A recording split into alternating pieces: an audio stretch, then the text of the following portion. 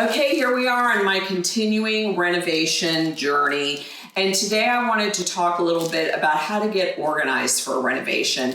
And you don't want to wait till the last minute. That's the worst thing you can do. So I've been preparing for this renovation for a while. And part of the prep work is knowing what to buy to get ready. And because I've done so many renovations before, I almost feel like a pro, and they are not renovating my whole house, it's just an area. So when they say, oh, we're not gonna get dust in the parts that have already been renovated, I don't know what to say other than I'm not buying it.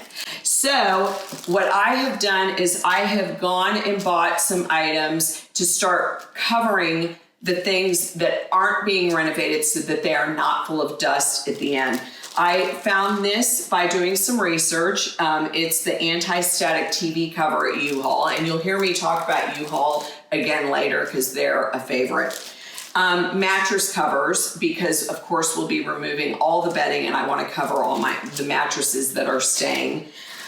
Dual layer paper, plastic drop cloth. This is for painters, but I am covering a lot of areas that have already been renovated so that they are not full of dust when it's over. Of course, painter's tape, I mean, this is a given because it won't take the paint off your walls. And then I got a few light plastic drop cloths to put over some items that are staying that we aren't moving to a storage unit so that they're covered and not full of dust.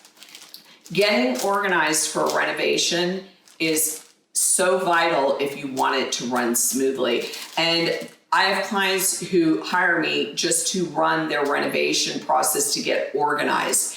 And I have seen how it is really life-changing and how much smoother things go when you have somebody helping you get organized. So if you can take away any of these tips for your own renovation, please get organized before you renovate.